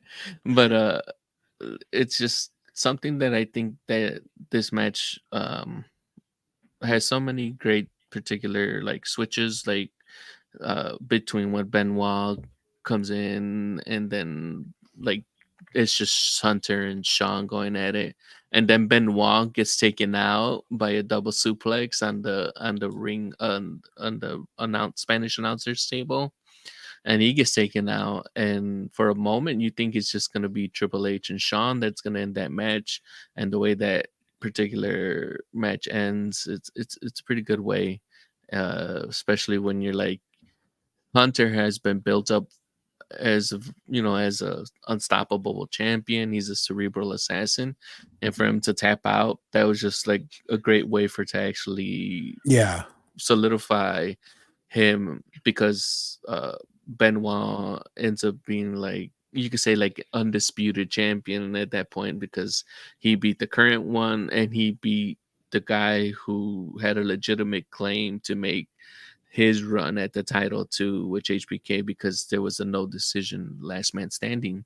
So it was a good way to put him over, and it was well deserved, and it was a great match. I think this is one of the best triple threat matches I've seen for a title um, that isn't the women's, because later on the women's have some really great triple threat matches Oh that yeah. I enjoy. So, Maria, Well, I know y'all are fans of Hunter Helmsley. And I think he's okay. I've never been like a super fan of him, so I'm excited to see the main event, Mr. WrestleMania, the Heartbreak Kid, because he is simply sexy and I love to see him work. A fan of seeing him and Brett wrestle. I like to see his skill. He is a good wrestler to put people over. We talked about that before. And I really enjoyed this match. I can say nothing bad, with the exception of like when he starts to bleed. That makes me sad because I don't want to see him bleed. it's all Uh, over, man. it's all over him. It's all over Triple H. I think, you know, so I would say definitely do yourself a favor, revisit this match. I think it's great. And one of my favorite main events in a WrestleMania. Sometimes the main event is a bummer. This one didn't disappoint. So, yep. Yeah, very much agree. It's such a outstanding match, and the moment at the end is, I don't know, to me that's even better. Just the emotion of seeing Eddie and Chris in the ring together with all Yeah. the streamers coming down, everything. It felt all is right in the world of wrestling. Yeah, at that point, it was a very good ending. I remember it's cut off from the Peacock, but I remember that even Chris Benoit's like wife and their younger son, because they do have one. He has one son that's still alive from a previous marriage. Right. That's not on that. We'll leave it at that. I don't want to keep talking into it because then I'll get sad. But uh, yeah, so they ended up cutting that from the Peacock stream. I'm sure you could watch it if you want to see the complete celebration, but please, it just leave it. Watch the Peacock version. Watch two friends embracing each other after many travels together, coming up into business together, and both reaching the pinnacle of the industry at this time, which is being world champions for the main sports entertainment company in the world, the WWE. Vince is entrusting these two guys who no one ever believed would be able to be the man in a company, and here they are. So with that, let's give our recommended matches a little roundup here for those who are just joining in us late. Raymond, what are your recommended matches as a longtime fan that people should watch? Definitely the main event, the triple threat, Eddie Guerrero's matches, and the Jericho Christian. Those stood out for me. But there's still some other ones I liked as well. I enjoy watching Victoria work. The John Cena versus Big Show. Yeah, that's interesting too historically, and for the spectacle, that Goldberg Brock match, which is not a good wrestling match, but as an event that happened with the crowd taking it over and Austin having to get himself over to get the match over, it's just fascinating seeing where it can go wrong and how to correct it. So this was an interesting card in that I really like half of it, and half of it I don't ever want to see again. No. So if I can go back to not remembering the Bashams, and who was the other person that I couldn't remember that? I'm like, you barely remember them now. You'll probably Yeah, forget. like Garrison Cade, I can Yeah. forget about again. There's somebody else that I And just other tag team, Les Resistance. Yeah. Was that it? Les no, Resistance?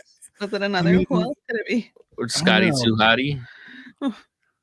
Oh yeah, I forgot the people in that match. Like, Although there's some that I like remembering, like, oh yeah, The APA was good. Funaki. They I had a like the good run, APA. but I liked them when they were cutting those vignettes better, where they were just trying to protect people for beer money and stuff. Yeah, yeah. So, Maria, your favorite matches and highlights recommendations? Well, my favorite matches are match one, John Cena. Mhm. And also, I feel like there are like so many iconic matches. It's unbelievable for me that they're all part of this WrestleMania. Hmm. So, John Cena, Big Show, Mhm. United States Championship, 9 minutes and 14 seconds. Match two, I like that tag team with Rob Van Dam, Booker T, um, Mark Jindrak Dudley, the Dudley Boys, Devon, and La Resistance. Mhm. Thank you, heavens, for La Resistance. That fatal four way. Match four, Evolution and Ric Flair defeated Rock and Sock Connection, The Rock, and Mick Foley. Excellent match. Match six, Chavo Guerrero Jr. with Chavo Classic Sr. Akio, Funaki, Nunzio, Rey Mysterio, Shannon Moore, Tajiri, and Ultimo Dragon. Match seven, Goldberg, Brock Lesnar, who else? Stone Cold. Mhm. Match 12, this final one, Chris Benoit, Triple H, Shawn Michaels, that World Heavyweight Championship. Wait, did you also want to recommend the Eddie one or no? Didn't I? Or I missed I it? don't think you missed it, Did I but miss it? I Yeah, I have think it you written down forgot. right here. Did you name Jamie Noble being in that garbage I, cruiserweight? I think she missed Jamie Noble in that, There but were so yeah. many people. Yeah, But now he's a road agent, right? I was trying to like get them all in Yeah. there, but yeah, sometimes it gets Ultimo hard when you Dragon's have my like favorite out of 9 and that 10 bunch right now, people. besides Like, Ray. shit. He's a Japanese wrestler that embraced the lucha style. Yeah, he was cool. And he has his own name. He has his move name after him, the Asai moonsault. I say like the No, it's spelled different, but it's pronounced the same. And I may be butchering it, but he is that moonsault that's named after him. yeah. So Ray, what do you think? What are your We favorite just went. matches? You just went through Oh, you did shit. it. I You- went first. Oh my I let the god. guest go first. Sorry So about for that. That's what me, happens when I don't have as many as my co-host and our guest today. I do recommend that for sure you revisit the triple threat match between Benoit, Triple H, and HBK. I'm a fan of all three of those performers, in particular more HBK and Hunter's like go 1B and then Benoit. But seeing Benoit, I enjoyed all of his matches going back to WCW, and I had that connection that Raymond's mentioning, like a hardcore wrestling fan would have seen him coming up and would have felt that connection with him. And uh it's a great match, it's a great payoff. Circumstances aside of what happens in the future, he was still a great talent in the ring, Yeah, and we can't take that away from his performance in this particular match. And it's worth watching because it's one of the few triple threat matches that actually are greatly it's a great pace, it's it's a great storyline, everything just works from that particular match. The second match I recommend is the Eddie Guerrero and the Kurt Angle match. That's a great match too. It shows great rapport that they have, the great chemistry that Kurt Angle has. Because Kurt Angle, as much as he probably likes, being a babyface, he thrives in being a heel. He thrives in just having that intensity. And I can't say any more things that I've said about Kurt Angle. He deserves these moments of actually main eventing a WrestleMania, and I felt that way since I seen him premiere, like in WrestleMania 2000. And it's been great getting these revisits to see Kurt Angle's career progress, and it just gives me all those member berries that I have with the memories that Kurt Angle's given me, like when he wears a small little cowboy hat and he's drinking milk. and coming with the milk truck and things like that. And also with Eddie, I remember like it. We never see it at a WrestleMania, but I love, his time with China that he has with her, going to the prom, getting his GED, um, just like building his little like character, becoming more endearing to the people and making people actually happy that someone is lying, cheating, and stealing to get himself a championship. And Which is the opposite of Kurt Angle, which is interesting. yeah, so What that is it? The went, three eyes? yeah, Yes. intelligence, intensity, and integrity, or something like that. Yes. So that was an interesting dynamic for that match too. Yeah. And then the last match I recommend is the 3-on-2 handicap match, just because you get to see talents, the current talent of The Rock, even though he's a part timer, and Mick Foley teaming up once more to take out or get revenge on Randy Orton and his team of evolution of new up and coming superstars. Trying to win one for the old timers, quote unquote, for The Rock and Sock over the new generation coming in. But it was a great match, good pacing, good spots, even with Ric Flair in there. As much as I did not want to see Ric Flair in it, but it's a good, solid overall match and worth a revisit. Bang And bang.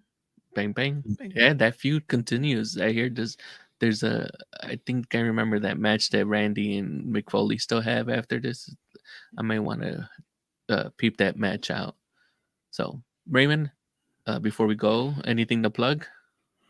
Yeah, we got a next episode of RPad TV. You're going to be on. We're going to be talking about Monarch from Apple TV Plus, the Godzilla extravaganza. What were my last episode? I've been sick, so it's all kind of a haze. The last one you had was on RPadtv Yeah, with where you did with the what if. Paul.